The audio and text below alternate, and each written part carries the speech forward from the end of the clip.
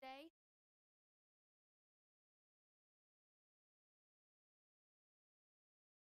Also, I want to flooding.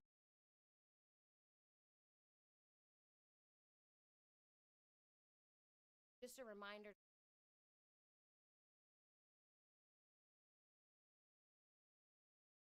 We're also going to provide tile, sod.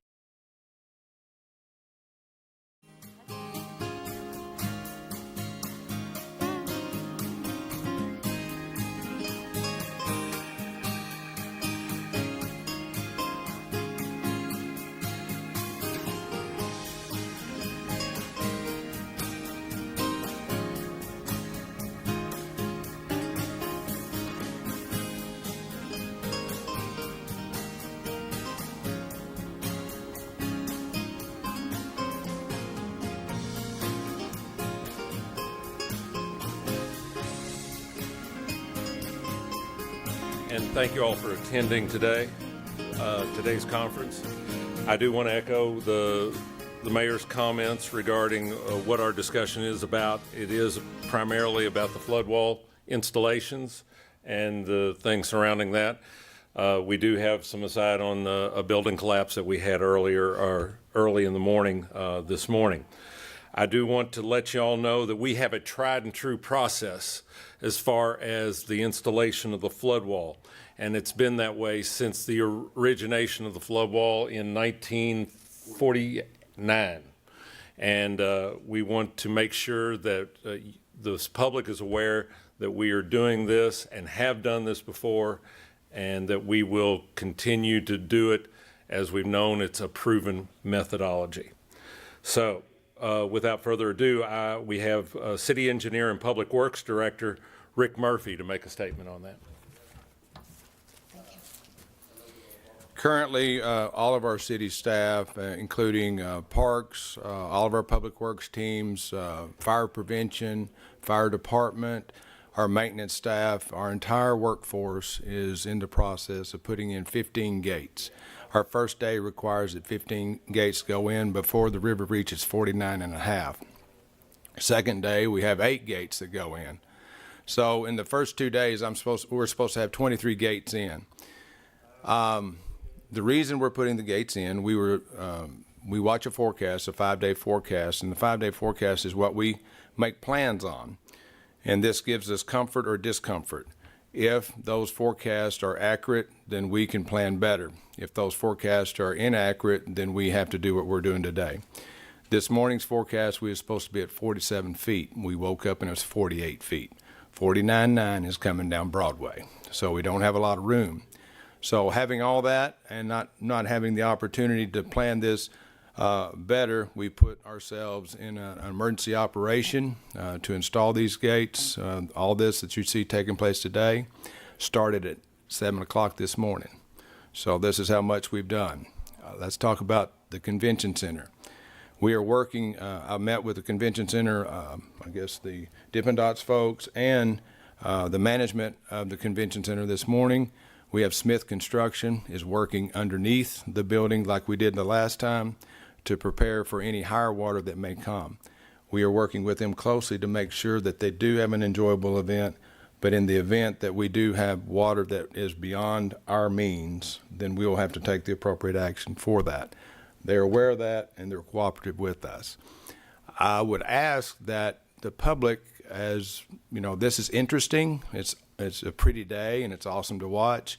I'd ask that the public be appreciative of what's going on and give us a little bit of room. And if we ask you not to be in our work zone, it's for your safety and for the safety of our workers as well. So it's interesting when the river comes up how interested the public gets, because it's like a playground down there right now. We've had to ask some of our law enforcement to help us just give us some room and do this, but I've seen more kids. I've got a young mother in my office, and her engineer hat is off and her mother hat is on, and she's seeing these kids all over the place, and we're trying to work with that. But as Mark said earlier, these gates have gone in several times over the past 65 years. They work just as good today as they did 65 years ago, and we got good teams putting them in. So that's all I have to say for now. And we're still forecasted. Well, they moved the forecast to 49 feet on March the 2nd. I don't trust that forecast because they missed today by a foot. And when we're this close to coming down Broadway, we can use the forecast for comfort, but we're on our own. We're not to depend on that forecast. We have to make decisions for our community and not what's based on a forecast. And sometimes that's difficult for people to understand, especially like when we have a convention or something like that. Rick, the forecast is one thing, but the river's doing another. We have to do and prepare what the river tells us to do locally. That's all I have. Thank you Thank very you. much. Thank you. And on that note, too, speaking of the convention that we have in town, we have been working with them. They have actually deployed a Plan B option. The good news is they're locally located here, so many of their staff understand Paducah. So they do have a Plan B option in case they do not use the convention center. We're hopeful that that will not be the case, but if they do, they will still have their convention here this week. It just will be in different locations. So we are working with them on that. One more thing before I bring up Chief Kyle.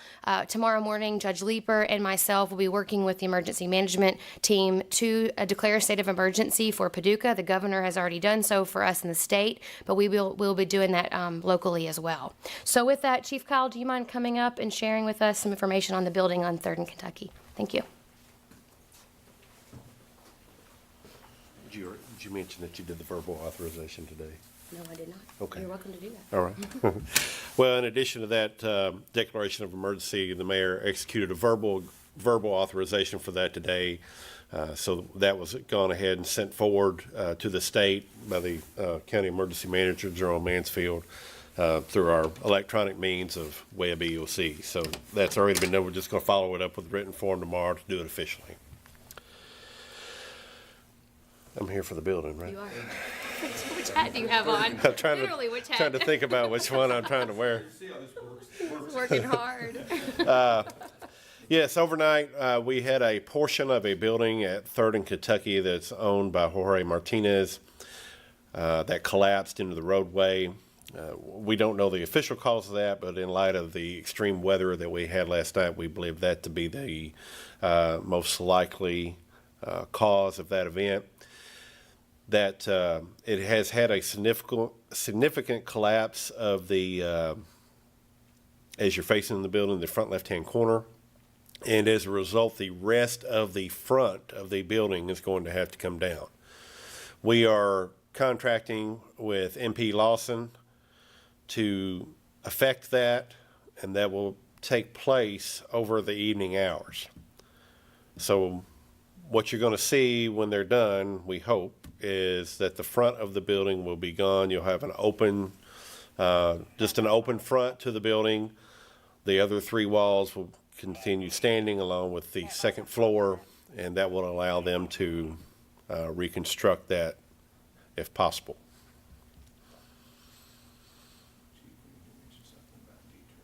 Yes, I was trying to think through in my brain there what else we needed. The 3rd Street and Kentucky will remain closed because of the collapse zone until that is completed. And anyone wanting to travel to the downtown area would need to find an alternate route to come on in to the Carson Center and or other areas related to the 3rd and Kentucky area. I think that's it at the moment. I'm unsure of the timeline. We're hoping that we've got something completed by tomorrow to get the street back open, but we won't know that until we get that front part of the building down to see what the condition is of the remainder of the building after that. So our target is tomorrow, but I'll caveat that by saying that we'll need to do a full assessment of the building. This is just to get it stabilized for now, and we'll make a determination at that time. Not aware of any injuries. And I think that's all we have for overview, unless you thought of something you wanted to add, and then we can take questions. No, I just want, as you all can see, we have quite well-versed and dedicated people operating the system, and that goes up and down the staff, that we have dedicated people who will be on working hours probably up to 12 hours today or more, and that will be working installing walls, and that's covering all departments. And so, yes, if there are services such as, anything from the streets to refuse to parks, it may not be on your regular schedule this week due to the install of the floodgates. You want to take questions? If there's questions, yes. When was the last time they put up the floodgates? 2011.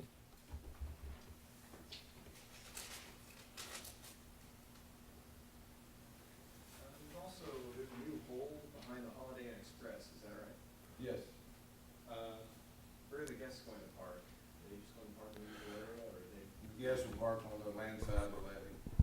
inside of the levee? Land side. I can answer that. Okay, yeah. Yeah, we created a map actually for them. Lots of different parking options. There's street parking in Lower Town. There's several public lots nearby. Pat's has agreed to let us use that lot across the street where the simulator sits. So there's plenty of parking that we've identified. The guests will receive those maps when they arrive so they can know where to park. Any idea on how long those walls will be up? As long as the river's up, and that's the best I can answer I can get. And once we see the river is on a fall and we're comfortable that it is gonna drop out, then we'll start removing the gates. You want to come to the microphone? We're live streaming, so they can't hear you. As long as the river stays up, we'll be leaving the gates in until we get comfortable with the fall of the river going on out.